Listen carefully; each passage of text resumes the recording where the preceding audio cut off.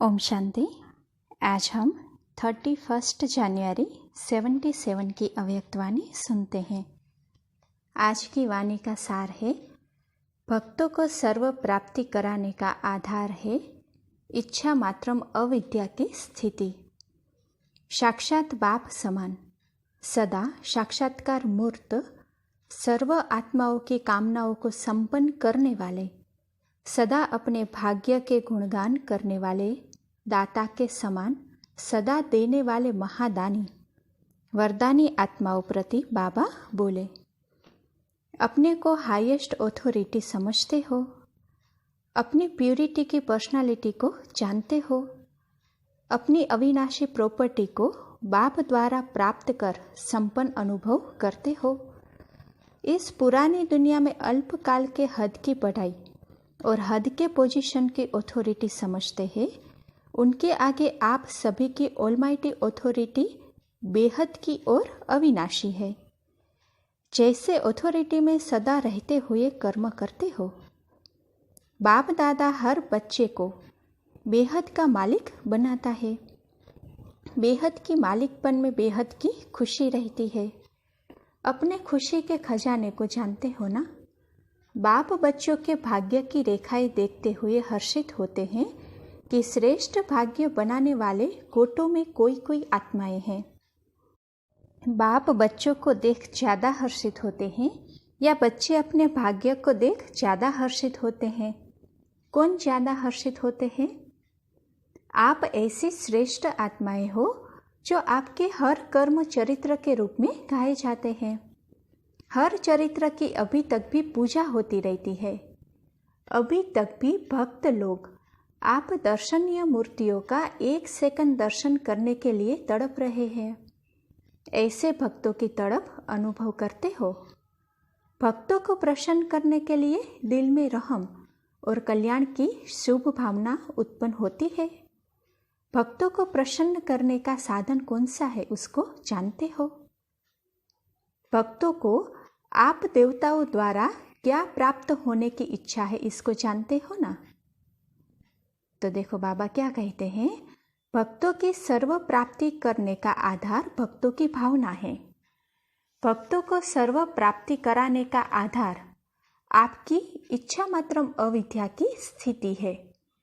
जब स्वयं इच्छा मात्रम अविद्या हो जाते हो, तब ही अन्य आत्माओं की सर्व इच्छाएं पूर्ण कर सकते हो। इच्छा मात्रम अविद्या अर्थात संपूर्ण शक्तिशाली बीज रूप स्थिति।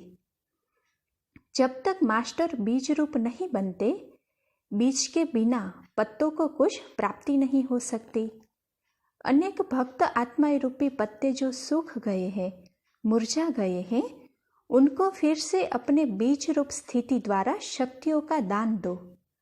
जैसे जड़ चित्रों के दर्शन पर भक्तों की क्यू लग जाती है, वैसे आपको चैतन्य में भी अपने भक्तों की क्यू अनुभव होती है।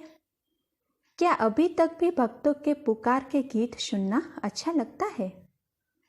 बाप दादा जब विश्व का सैर करते हैं तो भक्तों का भटकना पुकारता देखते और सुनते हैं तो तरस आता है। आप कहेंगे कि बाप दादा ही साक्षात्कार करा दे और भक्तों की इच्छा पूर्ण कर दे, ऐसे सोचते हो। लेकिन ड्रामा में नाम बच्चों का, काम बाप का है, तो बच्चों को निमित्त बनना ही पड़ता है। विश्व के मालिक बच्चे बनेंगे या बाप बनेगा? प्रजा आपकी बनेगी या बाप की बनेगी? तो जो पूज्य होते हैं उनकी प्रजा बनती है, उनके ही फिर बाद में भक्त बनते हैं। तो अपनी प्रजा को या अपने भक्तों को अब भी निमित्त बन शांति और शक्ति का वरदान दो।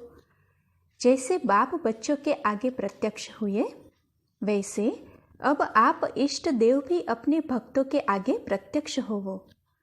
देवता व देवी अर्थात देने वाले, जो विधाता के बच्चे विधाता बनो। अपने लाइट का क्राउन दिखाई देता है, रत्न जड़ित ताज, इस लाइट के ताज के आगे कोई बड़ी बात नहीं लगेगी।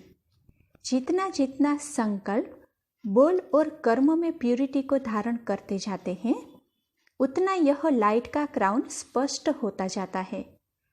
बाप दादा भी सभी बच्चों के नंबरवार क्राउन देखते हैं।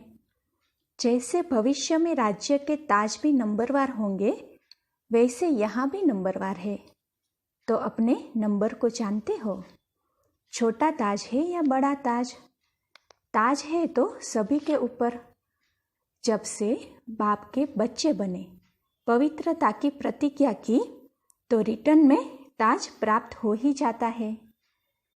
सुनाया था ना, ऑलमाइटी ऑथोरिटी के बच्चे बनने से, अर्थात अलौकिक जन्म होते ही ताज, तख्त और तिलक जन्मसिद्ध अधिकार के रूप में प्राप्त होता है। ऐसे अपने भाग्य के चमकते हुए सितारे को देखते हो। अगर सदा अपने भाग्य और भाग्य विधाता के गुण गाते रहो तो सदा गुण संपन्न बन ही जाएंगे। अपनी कमजोरियों के गुण नहीं गाओ, भाग्य के गुण गाते रहो। प्रश्न से पार हो, प्रसन्न चित्त रहो। जब तक खुद के प्रति कोई न कोई प्रश्न है, कैसे करे, क्या करे, तब तक दूसरों को प्रश्न नहीं कर सकेंगे। समझा? अब अपना नहीं सोचो, भक्तों का ज्यादा सोचो। अब तक लेना नहीं सोचो, लेकिन देना सोचो।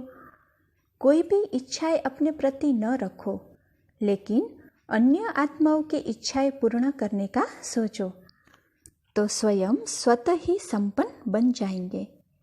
अच्छा, ऐसे साक्षात बाप समान सदा साक्षात्कार मूर्त, सर्व आत्माओं की कामनाओं को संपन्न करने वाले, सदा हाईएस्ट ऑथोरिटी की स्थिति में स्थित, प्यूरिटी के पर्सनालिटी में रहने वाले, सदा अपने भाग्य के गुणगान करने वाले, दाता के समान सदा देने वाले महादानी, सर्व वरदानों से संपन्न वरदानी, ऐसे महान आत्माओं को बाप दादा का याद प्यार और नमस्ते।